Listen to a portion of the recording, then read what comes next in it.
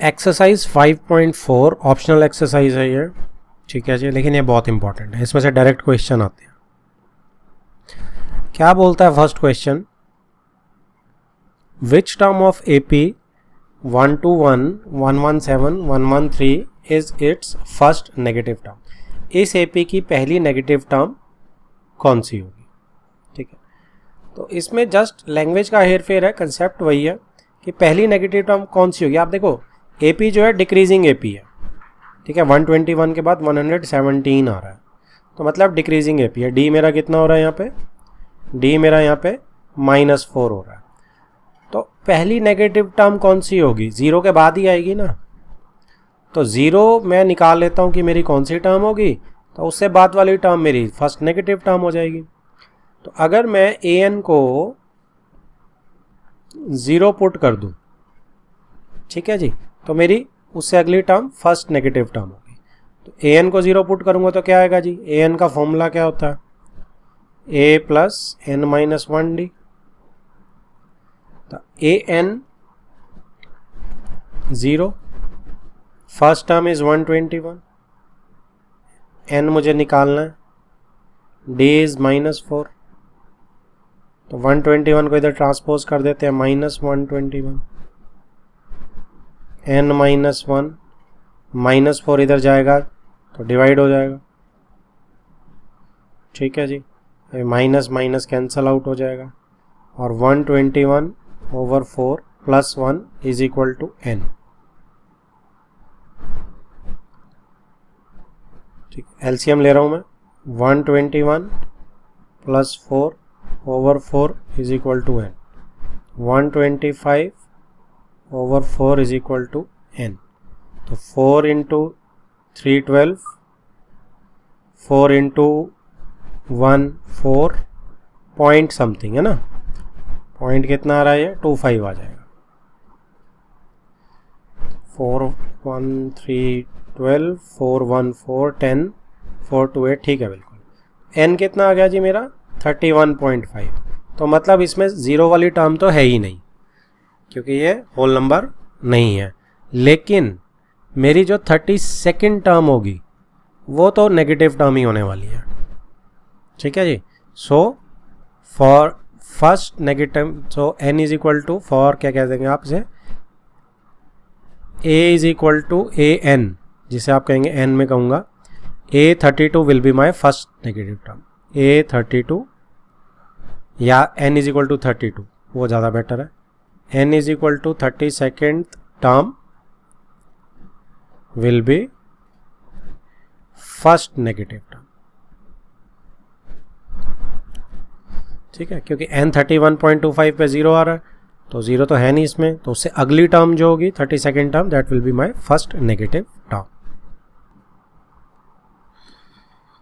Next question, question number 2, the sum of the third and seventh terms of an AP is 6। तो क्या है जी, sum of third and seventh term of an AP is 6 and their product is 8, और उन दोनों का product क्या दिया हुआ है, A3 × A7 is 8। Find the sum of the first 16 terms of AP. S16 मुझे ढूंढना है, ठीक है। तो अब इसको स्टार्ट करते हैं, पहले इसमें वैल्यू डालते हैं, A3 + A7 के अंदर, A3 + A7 में वैल्यू डाल रहा हूँ, तो क्या बनेगी जी, A + 2D, right, plus A + 6D, ठीक है जी, is equal to 6। A + A is 2A, 2D + 6D is 8D, is equal to 6। दोनों तरफ 2 से डिवाइड कर दो, A + 4D is equal to 3। एक तो मेरे पास ये आ गई। सेकंड को मैं करता हूँ यहाँ पे, तो A + 2D into A plus 60 is equal to 8। तो देखो हम यहाँ पे एक काम कर सकते हैं मेरे हिसाब से, और वो क्या कर सकते हैं कि इसमें से सब्स्टिट्यूट कर लेते हैं डायरेक्ट, मल्टीप्लाई करने से पहले ही सब्स्टिट्यूट कर ले तो फ़ायदा रहेगा। पर नहीं, वैल्यूज़ तो 3 - 4d टाइप की आनी ही आनी है, बट क्योंकि a स्क्वायर हो जाएगा 2d का भी स्क्वायर हो जाएगा, तो सब्स्टिट्यूट करना आई थिंक ज़्यादा आसान रहेगा। तो मैं सब्स्टिट्यूट कर रहा हूँ, a is equal to 3 - 4d डाल के देखते हैं कि हमारे को क्या मिलेगा। ये मैं इसमें डाल रहा हूँ, इसमें 3 - 4d plus 2d, 3 - 4d plus 6d is equal to 8। तो 3 - 2d हो जाएगा ये, और ये 3 प्लस 2d हो जाएगा। ठीक है जी। तो a minus B, a plus B is a square minus b square.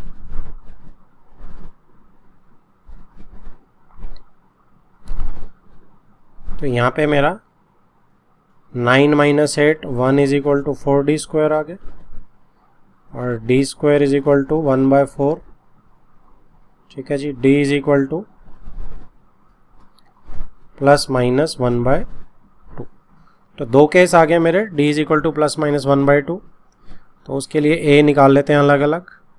तो d is equal to, colour change कर लेते हैं, d is equal to plus half और d is equal to minus half. तो यहाँ पे मेरा a कितना आएगा जी, a is equal to 3 - 4d है। तो 2 से 2, ये 2 से कैंसिल आउट हो गया, 3 - 2 1 हो गया। एक तो मेरा a1 d हाफ आ गया, और d माइनस हाफ जब लेंगे हम, a is equal to 3 - 4d 2 plus 2 हो जाएगा, a इज इक्वल टू 5 आ जाएगा जब d मेरा माइनस हाफ है। हमने क्या निकालना है, S16 निकालना है। तो वो भी हम दो केसेस में निकाल लेते हैं। जब इस केस की बात कर रहे हैं हम, S16 मेरा क्या हो जाएगा, 16/2 2a plus 16 - 1d that is plus half. ठीक है। तो ये मेरा आ गया जी 8, 2 प्लस 15/2। तो 4 is equal to 8 into 19/2, 4 19 into 4 76। तो S16 मेरा क्या आ गया जी, 76। अब सेकंड केस के लिए क्या आएगा, ये सेकंड केस के लिए मैं यहाँ कर लेता हूँ, ये पार्टीशन बना देते हैं। तो सेकंड केस में मेरा और डाल देते हैं, S16 कितना आ रहा है, 16/2 2, a क्या है 5 है इस केस में, plus n-1 8 sorry 15, 16 - 1 15, d is 5। ठीक है। अब इसमें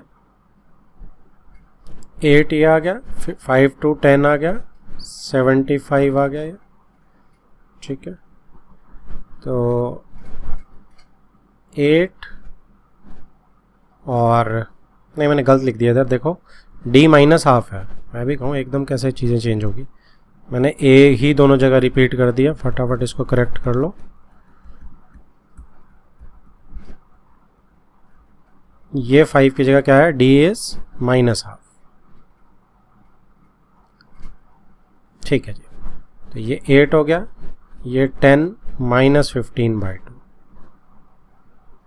राइट। तो अब क्या हो गया, एलसीएम लेंगे, 20 - 15 5/2 4 20। ठीक है जी। तो S16 मेरा क्या हो गया, 20।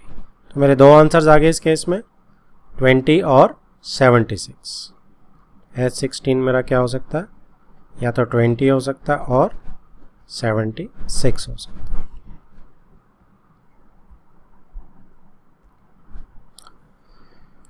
अगला है जी third question, a ladder has rungs 25 centimetres apart.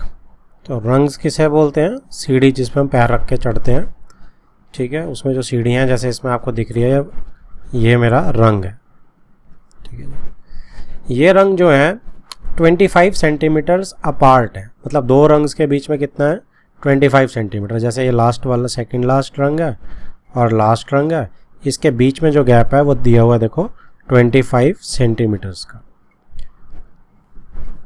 The rungs decrease uniformly in the length of 45 centimeter at the bottom to 25 centimeter at the top। तो रंग्स की जो लेंथ है, अब रंग्स के बीच का डिस्टेंस की बात नहीं कर रहा हूँ, रंग्स के बीच का डिस्टेंस तो उसने बोल दिया कि 25 सेंटीमीटर्स फिक्स है। अब जो वो रंग की लेंथ की बात कर रहा है, कह रहा है कि लास्ट डिक्रीज कर रही है 45 से 25 जा रहा है लास्ट, तो मतलब सबसे नीचे वाला 45 है उसकी लेंथ और सबसे टॉप वाले की लेंथ क्या है जी, 25, ठीक है। If the top and the bottom rungs are 2.5 metres apart, तो टॉप और बॉटम का रंग कितना है, 2.5 मीटर्स, यानी सेंटीमीटर में आप कन्वर्ट करेंगे तो कितना हो गया, 2.5 मीटर्स है ना ये, तो 250 सेंटीमीटर्स हो गया, ठीक है। इतनी दूरी है टॉप और बॉटम रंग में। What is the length of the wood required for the rungs, तो रंग्स के लिए सिर्फ, यानी कि हॉरिजॉन्टल रंग्स के लिए बनानी है हमने, स्टेप्स के लिए सिर्फ कितनी लेंथ ऑफ वुड चाहिए, तो सबका सम कर देंगे तो टोटल लेंथ आ जाएगी मेरी वुड की। अब लेंथ ऑफ वन रंग तो मेरे पास है, लेंथ ऑफ फर्स्ट रंग, ठीक है जी, कितनी है, 45 सेंटीमीटर्स। इसको हम A1 भी बोल सकते हैं, ठीक। उसके बाद लेंथ ऑफ लास्ट रंग कितनी है,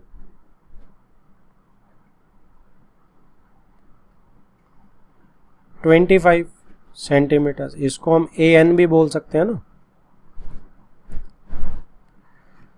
अब आप देखो, मेरे को फर्स्ट और लास्ट रंग के बीच में डिस्टेंस दिया और एक रंग का भी डिस्टेंस दिया, एक दो रंग्स के बीच में कितना डिस्टेंस है, 25, और टोटल फर्स्ट और लास्ट रंग के बीच में कितना डिस्टेंस है, 250।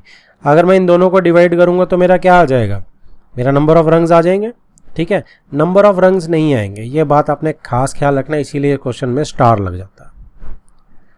देखो नीचे क्या है, 25 सेंटीमीटर है, किस चीज़ का है, एक दो रंग्स के बीच में जो डिस्टेंस है दैट इज 25 सेंटीमीटर। तो अगर 250 क्या है, फर्स्ट और लास्ट रंग के बीच में जो डिस्टेंस है, अगर मैं दोनों को डिवाइड करूंगा तो क्या निकल के आएगा, नंबर ऑफ डिस्टेंसेस निकल के आएंगे, टोटल नंबर ऑफ रंग्स नहीं निकल के आएंगे, नंबर ऑफ डिस्टेंसेस 10, ठीक है ना, 250 ओवर 25 इज 10, तो 10 डिस्टेंसेस हैं। अब 10 डिस्टेंसेस में अगर आप मार्क करो, देखो ये फर्स्ट डिस्टेंस, ये सेकंड डिस्टेंस, ऐसे ही third, fourth, fifth, six, seventh, eight, ये लास्ट वाला जो है, सपोज इससे नीचे हम बना लेते हैं, ये मेरा 9th डिस्टेंस आ जाएगा और इससे ऊपर वाला मेरा ये 10th डिस्टेंस आ जाएगा। अब रंग्स काउंट करो, नीचे से रंग काउंट करोगे, पहले डिस्टेंस के साथ पहला, दूसरे के साथ दूसरा, तीसरे के साथ तीसरा, 9th के साथ 9th, 10th के साथ 10th, टॉप का रंग बच गया। तो नंबर ऑफ रंग्स कितने हैं, 11 है। तो ये इसमें कैच है, ठीक है जी। तो हमने क्या किया कि 250 जो है टोटल मेरा डिस्टेंस है टॉप से बॉटम रंग में, जैसे ही मैंने 25 से डिवाइड किया तो मेरा क्या आएगा, मेरा नंबर ऑफ डिस्टेंसेस आएंगे जो बीच में, नंबर ऑफ गैप्स आएंगे। तो नंबर ऑफ गैप्स तो 10 आ गए, लेकिन उसके लिए नंबर ऑफ गैप्स के लिए मुझे 11 रंग्स चाहिए, क्योंकि नीचे एक बॉटम चाहिए और ऊपर एक टॉप भी चाहिए। तो टॉप वाला ऐड होगा ना, अगर मैं बॉटम से स्टार्ट कर रहा हूँ तो 10 पे ही खत्म हो रहा है, 11th आ ही नहीं रहा रंग मेरा। तो इस बात का हमें ध्यान रखना है। तो हम क्या करेंगे, हम कहेंगे कि नंबर ऑफ रंग्स कितने हो जाएंगे जी, 250 ओवर 25 प्लस 1, जितने गैप आएंगे उनसे प्लस 1 होगा, यानी कि 11 हो जाएंगे। ये इसमें खास चीज़ है। तो मेरा बेसिकली n क्या हो गया, n कह देते हैं इसे नंबर ऑफ रंग्स को, n इज इक्वल टू 11 हो गया। ठीक है, अब मेरे पास 11 आ गया, मेरे पास ए भी है, मेरे पास लास्ट टर्म भी है, तो एस एन तो बड़े आराम से आ जाएगा। तो अब मैं जो कैलकुलेट करूँगा एस कितना 11, ये कितना हो जाएगा, ये मेरा हो जाएगा जी, क्योंकि यूनिफॉर्मली है ना, देखो लेंथ जो है वो यूनिफॉर्मली डिक्रीज कर रही है, इसीलिए ये ए पी है, it is an A P. ये लाइन आप एक लिख देना इसमें, ठीक है। तो S11 मेरा क्या हो गया, मेरा 11 हो गया n/2, 11/2, a प्लस एल सीधा लगा देते हैं, तो 45 प्लस लास्ट इज 25, क्या बना जी 11/2 इंटू 70, 35 से गया 11/5 55, 5 कैरी 11/3 33, 385, ठीक है जी। तो S11 आ गया मेरा 385। इसका क्या मतलब हुआ, टोटल लेंथ ऑफ वुड कितनी आ गई, total length is equal to 385। Units क्या लगे हुए हैं, सेंटीमीटर्स में कैलकुलेट किया हमने, सारे सेंटीमीटर्स में कन्वर्ट कर लिए थे ना। This is my final answer. Next is question number 4। क्या बोल रहा है, the houses of a row, super important question है ये बोर्ड में 2 या 3 साल पहले, 3 साल पहले आई थिंक आया था। The houses of a row are numbered consecutively from 1 to 49। तो एक रो के अंदर हाउसेज हैं, उनका नंबर 1 से 49 कंसेक्यूटिवली मतलब लगातार चल रहा है, तो इसका मतलब 49 हाउसेज ही हैं, 1 से 49 तक जा रहा है। Show that there is a value of X, ठीक है, वो कह रहा है कि शो करो कि x की एक ऐसी वैल्यू है such that the sum of the numbers of the houses preceding the house numbered x।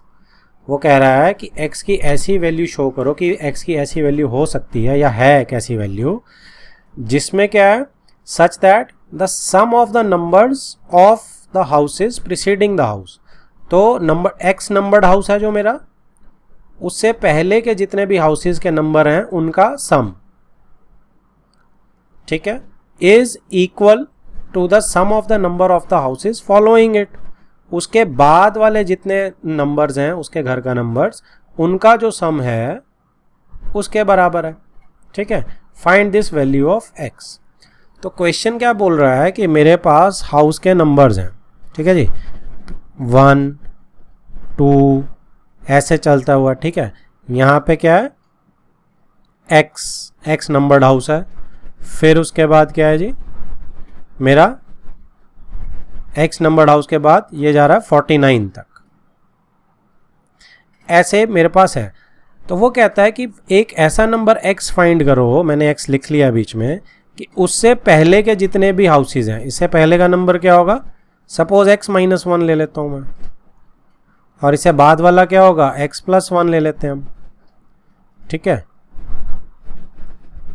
तो x मुझे एक ऐसा नंबर ढूंढना है जिससे प्रीसीडिंग नंबर्स का सम, यानी इनका सम, और उसको फॉलोइंग करते का सम, उसके बाद जितने भी फॉलो कर रहे हैं नंबर्स उनका सम, ये बराबर हो, ठीक है जी। तो ये this is some preceding x, और ये क्या है जी, this is some following x।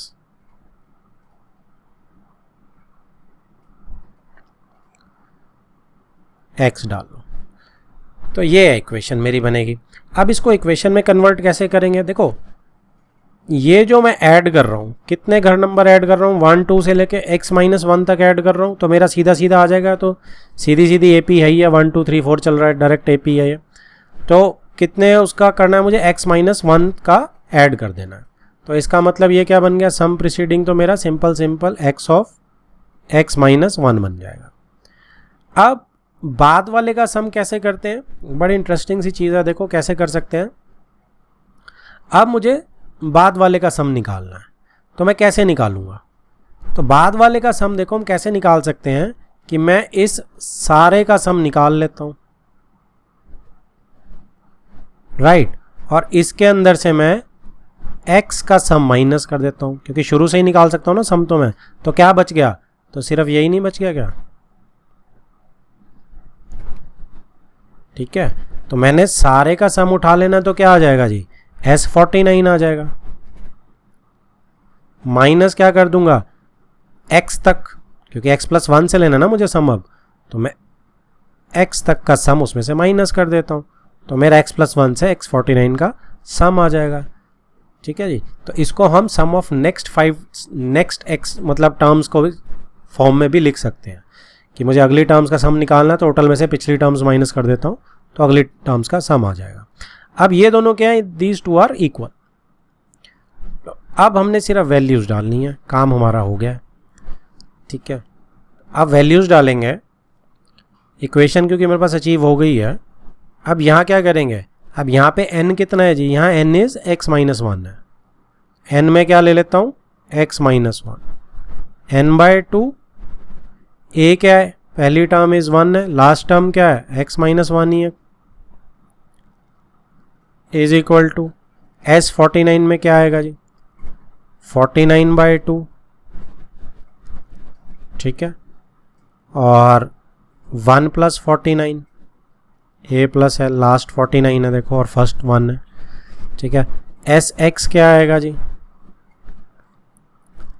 ये मेरा सारा आप मान के चलो कि S49 हो गया।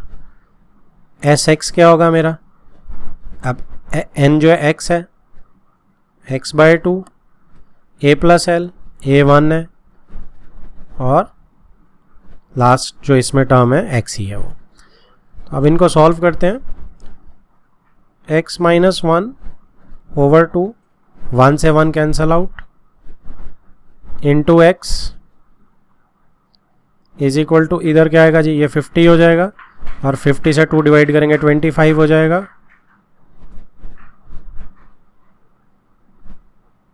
माइनस यहाँ पे x को हम अंदर डाल सकते हैं, चलो अगली उसमें कर लेंगे, नहीं तो मल्टीप्लाई कर सकते हैं हम आराम से।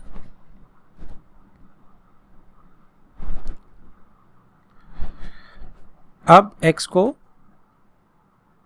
क्या करते हैं हम, डिस्ट्रीब्यूट करना शुरू करते हैं, x² माइनस x/2, इधर मल्टीप्लाई कर देते हैं 25, अच्छा एलसीएम लेंगे तो वापस देखो 2 एलसीएम लेंगे तो इधर जाएगा ही जाएगा, ठीक है। तो 2 हमें एलसीएम लेंगे तो बेसिकली 2 मल्टीप्लाई होगा तो 50 ही आ जाएगा, तो 50 × 49 आसान होगा शायद करना, लेकिन मैं इसको 2 को उधर भी ले जा सकता हूँ, तो इसको फिलहाल यहीं छोड़ देते हैं, और मल्टीप्लाई करना तो आप कर सकते हो, 29 × 9 225, 22, 25 × 4 is 100, 100 + 22 is 1225, minus x minus x²/2, ठीक है।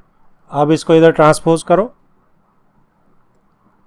x² माइनस x/2 प्लस ये पूरी x माइनस, अच्छा ये देखो थोड़ा साइन की गड़बड़ देख लेते हैं कि क्या हुई। एक काम करते हैं, इस माइनस को बाहर ही रहने देते हैं, क्योंकि मैंने अंदर भी डाल दिया और मैंने लाइन भी लगा दी तो ये प्रॉब्लम हो जाएगी।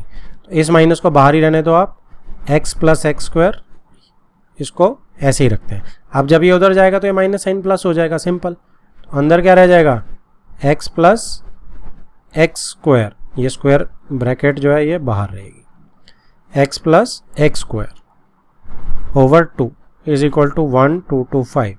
तो कुछ कैंसिल हो रहा है जी, बिल्कुल हो रहा है, -x और x, क्योंकि नीचे 2 है।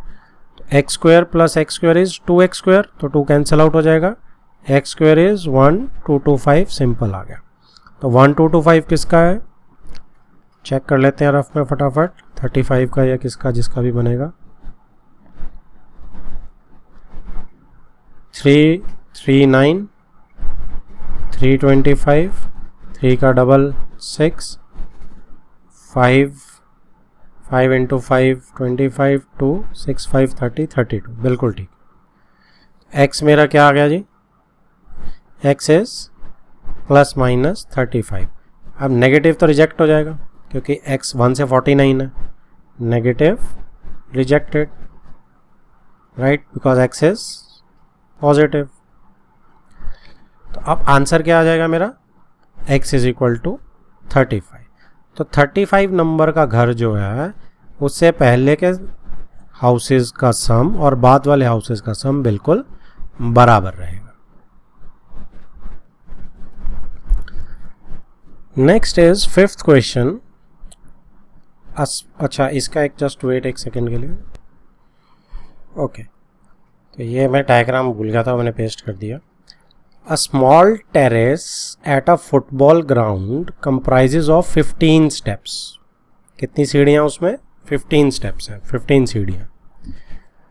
Each of which is 50 metre long. तो उसकी लेंथ कितनी है, ईच, हर सीढ़ी की, हर स्टेप की लेंथ जो है वो जो 50 मीटर्स की उसकी लेंथ है।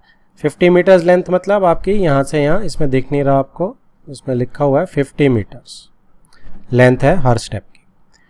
अब उसके बाद and built of solid concrete.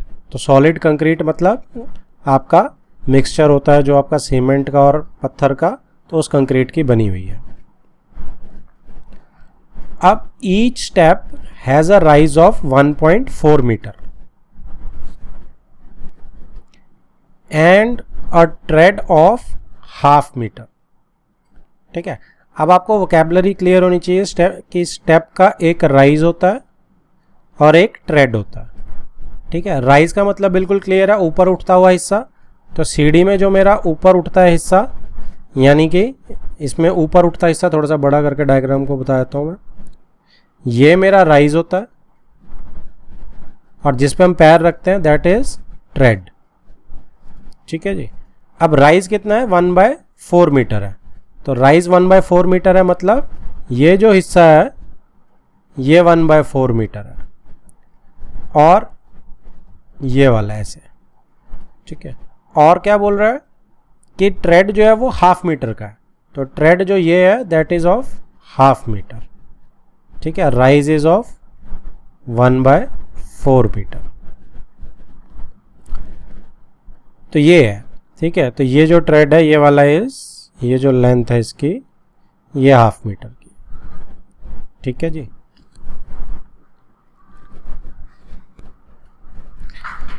तो फिर बोलता है वो, calculate the total volume of the concrete required to build the terrace. तो इस पूरे टेरेस को बनाने के लिए कितनी हमें कंक्रीट चाहिए होगी। तो इसको हम कैसे देख सकते हैं, टोटल कंक्रीट कितनी चाहिए, हर स्टेप को बनाने की जितनी आपको चाहिए। देखो आप देख सकते हो ना कि एक स्टेप को बनाने की, सबसे नीचे वाला स्टेप बना रहा हूँ, तो ये वाला अगर मैं वॉल्यूम निकाल लूँ तो ये कितना हो जाएगा, ये वॉल्यूम मेरा पूरा इस क्यूबॉइड का वॉल्यूम हो जाएगा। ठीक है, तो ये एक स्टेप का हो जाएगा। अब सेकंड स्टेप का निकालोगे तो ये ऊपर वाला हो जाएगा। ठीक है, इसको मैं कलर चेंज करके निकालता हूँ आपको कि सेकंड स्टेप का ये ब्लू वाला हो जाएगा, फिर थर्ड का हो जाएगा, फोर्थ। ऐसे आप सारे स्टेप्स कितने कर सकते हो, 15 स्टेप्स है ना। तो आप स्टेप 1 स्टेप 2 करके पूरे 15 स्टेप्स का अगर वॉल्यूम ऐड कर दोगे तो आपका टोटल वॉल्यूम आ जाएगा। तो अब इसमें हम कैसे कर सकते हैं कि हमने कंसेप्ट तो बना लिया कि टोटल कंक्रीट जो है वो कितनी रहेगी जी, वो volume of step 1 plus volume of step 2 till कितना, वॉल्यूम ऑफ स्टेप 15 स्टेप्स हैं उनके वॉल्यूम के बराबर रहेगी। ये डिफाइन करेंगे कि V इज वॉल्यूम। ठीक है, अब V1 क्या है, V1 is length into breadth into height. ये हमें पता है, V is equal to length into breadth into height. तो V1 क्या हो जाएगा जी, V1 हो जाएगा हमारा, सबसे नीचे वाली को हम V1 कह देते हैं, फिर V2 कह देते हैं और लास्ट में हम V15 कह देंगे। V1 इज लेंथ कितनी है उसकी। अब आप किसी एक चीज़ को, जैसे लेंथ किसको मान, 50 को लेंथ मान लेते हैं हम, ब्रेड्थ जो है ये लेंथ मान रहा हूँ मैं, ये ब्रेड्थ मान लेते हैं और इसको हाइट मान लेते हैं। तो 50 इंटू 1/4 इंटू 1/2। अभी मल्टीप्लाई नहीं करते, अभी लिख के देखते हैं कि कुछ कॉमन आता है तो हम निकाल सकते हैं। V2 कितनी है, अब V2 में लेंथ तो 50 ही रहेगी, हाइट जो है वो चेंज हो जाएगी, वो 1/4 एक स्टेप की है, तो फिर से राइज 1/4 आएगा, तो टोटल कितनी हो जाएगी जी 1/4 को आप 2 टाइम कर देंगे ना 1/4, ये इसकी हाइट जो है 1/4 इंटू 2 टाइप की हो जाएगी ना, कि ट्वाइस हो रहा है, तो हाइट जो है वो 1/4 इंटू 2 हो जाएगी। ठीक है, हाइट विल बी 1/4 इंटू 2। और जो हमारी ट्रेड है वो तो देखो 1/2 मीटर रहेगी, जो पैर रखने की स्पेस है वो तो चेंज नहीं होने वाली, वो तो उतनी ही रहेगी, तो that will remain as constant 1/2। Right, अब एक V3 की भी निकाल के देख लेते हैं। तो ये 50 सेम रहेगी, 1/4 इंटू 3 हो जाएगी और 1/2 ही रहेगी। बिल्कुल ठीक है, 3 बार हाइट आ जाएगी। तो अब मेरी इसको हम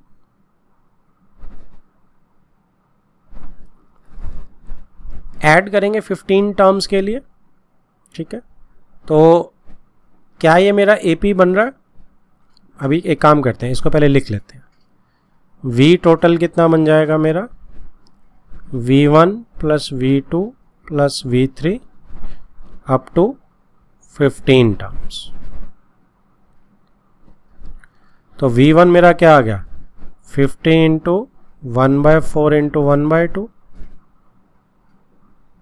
V2 क्या आ गया, 50 into 1/4 into 2 into 1/2 plus V3 is 50 into 1/4 into 3 into 1/2 and so on.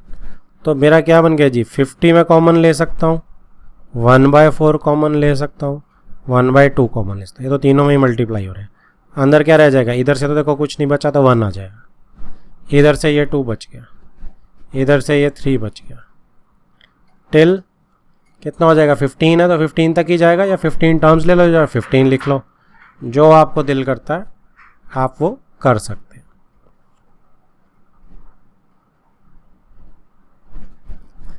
तो अब इसको कैलकुलेट करते हैं फटाफट। 2 से आपका 25 जा रहा है, तो 25/4 तो मेरा ये बन गया। ठीक है, अब इसके लिए आप कैलकुलेट करेंगे सम ऑफ, हमने नेचुरल नंबर्स का सम भी करा था, अदरवाइज आप इसका नॉर्मल से ही निकाल लो कि 15 टर्म्स का क्या होगा, 15/2 2a प्लस 15 माइनस 1 14, d कितना है 1। अब देखो d 1 है ना, तो ये AP बन रही है यहाँ पे।